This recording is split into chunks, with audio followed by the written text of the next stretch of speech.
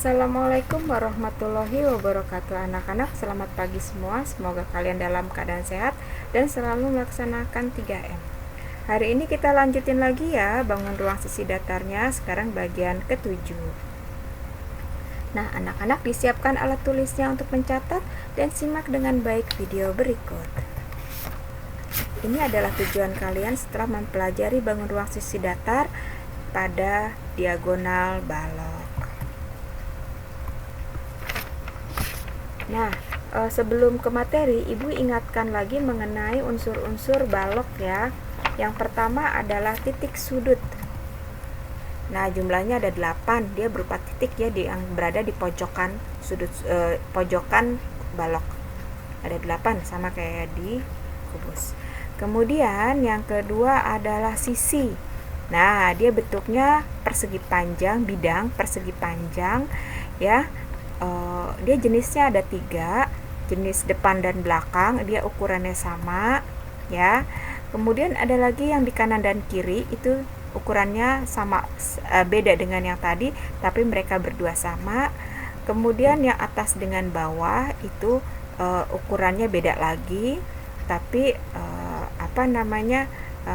berdua itu atas dengan bawah itu sama ya. Jadi semuanya ada 6. Kemudian rusuk. Nah, rusuknya ini juga ada 3 jenis.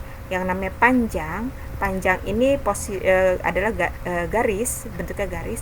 Paling panjang, dia mendatar, posisinya mendatar, ada 4.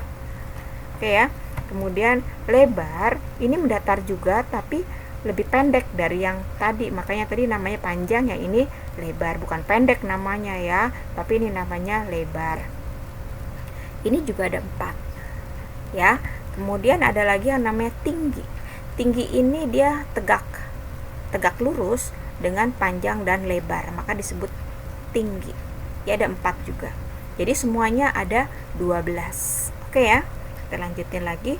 Nah, sekarang yang kita masuk ke diagonal nih.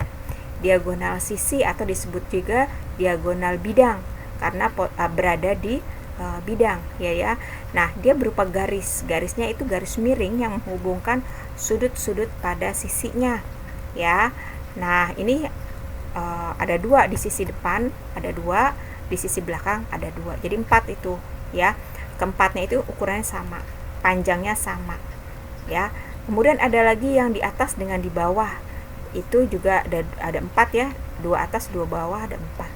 Itu juga ukurannya sama panjangnya, tapi beda dengan panjang depan dengan belakang ya. Kemudian ada lagi kanan dan kiri, itu juga ada 4. Itu ukurannya juga beda lagi dengan yang sebelumnya. Jadi semuanya diagonal sisinya ada 12. Sekarang diagonal ruang. Ini dia berada di dalam ruangan balok ya, yang menghubungkan titik sudut. Ini ada 4 ya, sama seperti kubus. Nah, diagonal ruang ini juga berupa garis miring ya, namanya diagonal itu garis miring. Kemudian yang terakhir ke-6, ini adalah bidang diagonal. Dia berupa bidang persegi panjang. Nanti kalau dicari, kalau dihitung berarti ngitung luas ya, luas persegi panjang ya. Nah, di sini yang unsurnya adalah lebar dengan diagonal sisi. Nanti kita cari dulu nih diagonal sisinya berapa gitu kalau ngitung luas dari bidang diagonal.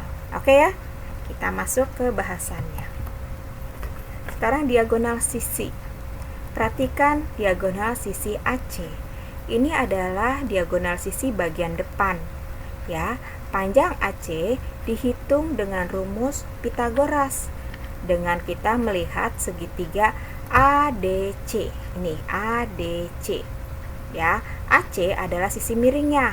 Unsurnya adalah panjang dengan tinggi. Oke ya. Maka AC sama dengan akar dari P kuadrat ditambah T kuadrat. Siapa saja yang sama panjangnya dengan AC? BD, ini dia ya. EG ini di belakang, FH ini di belakang. Oke ya. Sekarang yang selanjutnya adalah CF. CF ini adalah juga diagonal sisi pada bagian kanan. Ya. Nah, di sini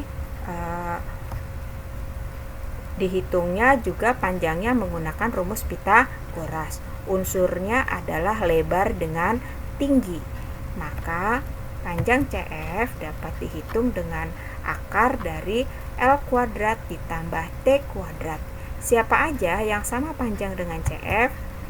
Ini dia, BG sebelah kanan ya. Kemudian yang sebelah kiri DE dan AH. Oke, selanjutnya adalah AF. AF adalah diagonal sisi bagian atas. Ya. Nah, unsurnya yang dipakai untuk dihitung adalah panjang dengan lebar. Maka panjang AF adalah akar dari lebar kuadrat ditambah P kuadrat. Siapa aja yang sama panjangnya dengan AF? BE ya, yang diagonal atas juga, dan diagonal yang sisi bawah DG dan CH. Oke ya, ini yang dipakai nanti untuk menghitung. Sekarang kita lanjutin lagi. Contoh soal diagonal sisi. AC sama perhatikan gambar balok ABCDFGH di bawah ini. Nah, perhatikan di sini DC 20, CG 12, FG 10. Hitung panjang diagonal BD, DE dan CH. Oke ya. Sekarang kita jawab, tulis dulu yang diketahuinya. Kemudian kita hitung BD. Unsur BD adalah 20 dengan 10 ya. Panjang P dengan T. Berarti P kuadrat tambah T kuadrat. Kita masukkan angka-angkanya. Kita hitung 20 kuadrat itu 400, 20 kali 20 ya. 10 kuadrat itu 10 kali 10 ya. Oke, sama dengan akar 500.